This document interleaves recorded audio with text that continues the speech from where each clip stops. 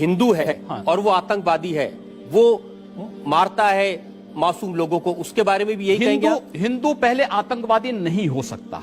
हिंदू पहले आतंकवादी नहीं हो सकता। इस देश के अंदर एक भी दंगा हिंदुओं की ओर से नहीं हुआ है। हिंदुस्तान की तारीख गवाह है कि कई बार हिंदू लोग ने आतंकवादी हमले किए मुसलमान की भेष में। सबसे अव्वल मिसाल हमारे इस देश के फादर ऑफ द नेशन, इस देश के जो बापू कहते महात्मा गांधी, उसकी हत्या की थी किसने? लोग को कहा गया हेडलाइंस पेपर में, मुसलमान ने महात्मा गांधी की हत्या की, मुसलमान ने की, दंगे फसाद, मुसलमानों को मारा गया, घर जला गया। बाद में मालूम पड़ता है कौन था? नथुराम गोडसे। किधर से? पुणे से। क्या सब पुणे वाले को पकड़ेंगे आप? नथुराम गोडसे ने सरकमसिशन खतना भी की, खतना की ताकि लोग को पता चले मुसलमान है। वो नेहरू, माशाअल्लाह, नेहरू ने इतना सख्त एक्शन लिया कि जिस पार्टी के नथुराम गोडसे थे वो पार्टी को एक दबा दिया एकदम। उसके बाद अभी एचआरडी मिनिस्टर अर्जुन सिंह कहते कि महाराष्ट्र के रिटायर्ड जज, उसने कहा कि जो आरएसएस पे अटैक हुआ था वो खुद लोग ने किया था मुसलमान पे इल्जाम लगाने के लिए, आरएसएस हेडक्वार्टर्स पे। एटीएस बॉम्बे की कहती है कि 16 लोग बजरंग दल के अरेस्ट हुए, जो 3 बम ब्लास्ट हुए, जो 3 मॉस्क में हुए, जालना में, परभनी में और पुणे में। उसके जिम्मेदार थे 16 मेंबरान बजरंग दल के। एक बजरंग दल का मेंबर जिसका नाम चौधरी था, उसने बम फेंका था, 2 लोग मारे गए, पकड़े। क्या इन लोग पे मक्का को लगाया आपने? क्यों नहीं लगाए?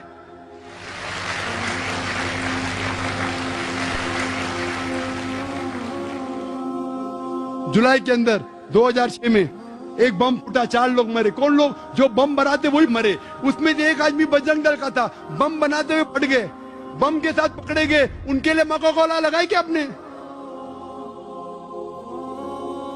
बम के साथ पकड़े गए, 4 लोग मारे गए, 11 लोग घायल हुए। कौन कहता है? Police force.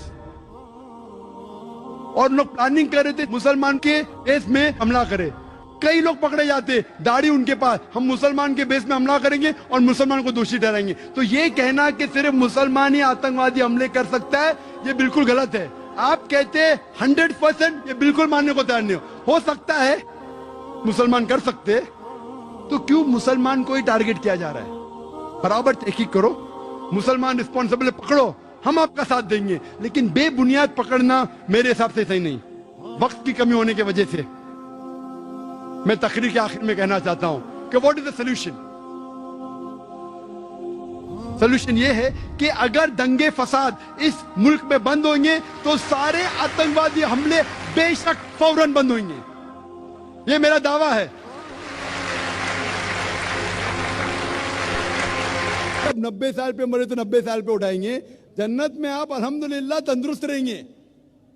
आप समझ रहे? तो उसी तरीके से खाना पीना जिस तरीके से हम आज खा रहे पी रहे हैं, वी रिक्वायर सेक्सुअल रिलेशनशिप। आखिरत में इट विल बी डिफरेंट, अलग रहेगा। तो वहां ऐसा सब मामला नहीं रहेगा कि किसकी बीवी रहेंगी।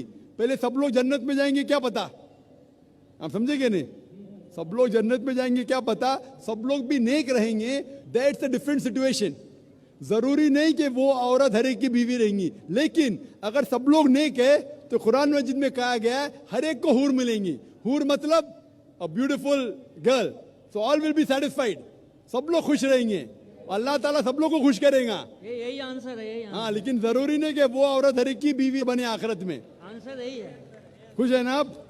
No, that was the answer. Correct. Quran और हदीस में आता है कि पहले मियाँ बीवी बैठ के बात करना चाहिए, और बात अगर नहीं सुलझती है तो कुरान मजीद में सूरह निसा में सूरा नंबर 4 आयत नंबर 35 में अल्लाह ताला कहते हैं कि appoint arbiter from both the sides. मतलब एक आदमी को, बड़े आदमी को लेके आओ बीवी की तरफ से, एक बड़े आदमी को लेके आओ शोहर की तरफ से, बैठ के समझौता करो और मामला हल करो। फिर अगर नहीं होता है तो it takes a long time.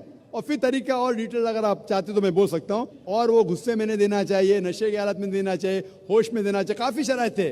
वो बीवी हैस में नहीं होना चाहिए, she should not having menstrual period, बहुत से शराइत है। ये शराइत होने के बाद फिर तलाक होती है, उसका इद्दा पीरियड है 3 महीने का और काफी प्रोसीजर है, लेकिन आपका मेन सवाल था अगर नींद की हालत में कोई तलाक देता है तो तलाक नहीं होती है। Thank you sir. Hope the answer the question करो। तो कुरान में ये लिखा है कि आपके वालिदैन की इज्जत करो, हुस्ने सलूक करो, लेकिन अगर वो अल्लाह के खिलाफ जाते हैं या अल्लाह के रसूल के खिलाफ जाते, उस वक्त आपको उनकी बात नहीं मानना चाहिए, लेकिन फिर भी हुस्ने सलूक करना चाहिए। तो वो अगर बोलते नमाज मत पढ़ो, आपको नमाज पढ़ना चाहिए, लेकिन फिर भी उनके साथ प्यार से पेश आना चाहिए। आपका फर्ज है कि आप आपके वालिदैन के, भले वो मुशरिक है, भले वो गैर मुस्लिम है, फिर भी आपको उनके साथ प्यार से पेश आना चाहिए। ये फर्ज है आपका। अगर आप प्यार से पेश नहीं आएंगे तो आप अल्लाह के खिलाफ जाएंगे, अल्लाह के रसूल के खिलाफ। लेकिन अगर वो आपसे कुछ चीज कह रहे हैं जो शरीयत के खिलाफ है, अल्लाह और अल्लाह के रसूल के खिलाफ है, तो उस वक्त आप उनकी बात मत मानिए, लेकिन फिर भी उनके साथ प्यार से पेश आइए और उनको दावत दो। उनको लगना चाहिए कि मेरा बेटा अभी इस्लाम कबूल करने के बाद इतना दयालु है, ज्यादा प्यार कर रहा है मुझे, भले मैं उनसे टोक रही है फिर भी प्यार करता है, मेरी खिदमत करता है, मेरी देखभाल करता है, इतना मुतासिर होना चाहिए, वो भी इस्लाम कबूल करना चाहिए। Hope the answer the question. इसलिए इस्लाम को देखने के लिए इंडिया को मत देखो, पाकिस्तान को मत देखो, कोलकाता को मत देखो, कुरान को देखो। कई हदीस है सही बुखारी में, जिल्द नंबर 1 आखिरी हदीस, do not prevent the female servant from going to the mosque, मतलब मोमिना को मस्जिद में जाने से मत रोको, अल्लाह के रसूल फरमाते। आप पढ़ेंगे सही बुखारी जिल्द नंबर 1 हदीस नंबर 824, उसमें अल्लाह के रसूल फरमाते कि do not prevent the women to go to the mosque even at night. अगर रात को भी अगर वो चाहते कि मस्जिद में जाना चाहते तो मत रोको। तो मस्जिद में औरतें जा सकते हैं, वो अभी इंडिया पाकिस्तान में रोकते, क्यों रोकते उनसे पूछिए। कुरान और हदीस में तो लिखा जा सकते हैं। कलकत्ता में भी एक आध मस्जिद है क्या नहीं भाई? है, 2 मस्जिद है भाई साहब बोलते, 2 मस्जिद है, एड्रेस ले लेना आप बाद में। 2 मस्जिद है जहाँ खवातीन जा सकते। इंशाल्लाह कल 4 होंगी, परसों 10 होंगी, इंशाल्लाह सब मस्जिद में 4 होंगे, इक्वल बट सेपरेट फैसिलिटी। और अल्लाह के रसूल फरमाते उस तरीके से पढ़िए जिस तरीके से आप मुझे देखते हैं। तरीका यकसा है, औरत और मर्द का पढ़ने का तरीका यकसा है। आपको दूसरा सवाल, ईदगाह में क्यों नहीं जाते? अल्लाह के रसूल की हदीस है कि जब आप ईद नमाज के लिए जाते हैं, अपने बीवी को भी लेके जाओ, बच्चों को भी लेके जाओ। अगर आपकी बीवी हैस में है फिर भी लेके जाओ, मतलब आपकी बीवी नमाज नहीं पढ़ सकती है, हैस में है, if she is having period ये टेक हर, भले वो नमाज नहीं पढ़े। तो ईदगाह में तो जाने का स्पेशल इंस्ट्रक्शन है। अगर हैस में फिर भी जा सकते, तो ये गलत फहमी है कि औरत मस्जिद में नहीं जाना चाहिए या औरत ईदगाह में नहीं जा सकते। ईदगाह में हैस के हालत में भी जा सकते, भले वो नमाज न पढ़े फिर भी जा सकती। Hope the answer the question. अलग तरीके देखेंगे इन नटशेल।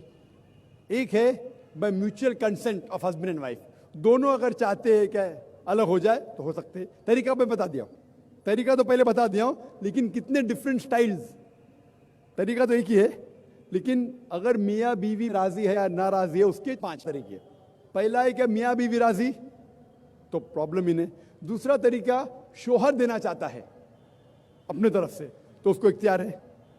तीसरा, अगर निकाहनामा में लिखा हुआ है कि औरत बीवी भी देना चाहती तो दे सकती है, तो वो भी दे सकती है एक तरफा, लेकिन उसको इख्तियार जब होगा शादी के वक्त। इस्लाम इजाज़त देता है कि शादी के वक्त आप कोई भी कॉन्ट्रैक्ट कर सके जो जायज़ है, जायज़ कॉन्ट्रैक्ट। मिसाल के तौर पे आप ये नहीं कह सकती जो फ़र्ज है वो आप नहीं कह सकती कि शोर नहीं करना चाहिए, नमाज पढ़ना फ़र्ज है, वो नहीं लिख सकती मेरा शोर नमाज नहीं पढ़ना चाहिए, वो जायज़ नहीं। मिसाल के तौर पे जो हराम है वो नहीं कह सकती, शराब पीना हराम है, वो ये नहीं कह सकती कि मेरे शोहर को शराब पीना चाहिए, अलाउड नहीं। लेकिन जो ऑप्शनल है, जो मुबाह है, मिसाल के तौर पे तलाक देने का हक मर्द का है, तो ये हक अगर मर्द बोलता है कि मैं मेरी बीवी को देता हूँ, इसे कहते हैं तलाक के तहफीज़ या इस्मा, ये इजाज़त है। अगर शादी के निकाहनामा में औरत कहती है कि मुझे भी हक होना चाहिए तलाक देने का, तो ये भी जायज़ है। तीसरा तरीका। चौथा तरीका, अगर निकाहनामा में औरत ने नहीं लिखा और अगर वो शोहर से अलग होना चाहती तो वो शोहर से कह सकती please I want to separate, मैं अलग होना चाहती हूँ, और शोहर बोलेगा ठीक है, आप मुझे नहीं चाहती, मैं आपको आज़ाद करता हूँ। इसे कहते हैं खुला और आखिरी तरीका, अगर बीवी ने नहीं लिखा निकाहनामा में कि वो तलाक दे सकती, या शोहर को कहने के बाद वो तलाक नहीं देता है, एक आखिरी तरीका है जिसे कहते हैं निकाह फस्क। अगर शोहर उस पे जुल्म कर रहा है, उसको हक नहीं दे रहा है, वो काजी के पास जाके निकाह फस्क कर सकती है। इसे कहते हैं नलिफिकेशन ऑफ मैरिज, निकाह फस्क। ये 5वां तरीका है। तो खवातीन के भी हुकूक है किस तरीके से वो शोहर से अलग हो सकते। Hope the answer the question.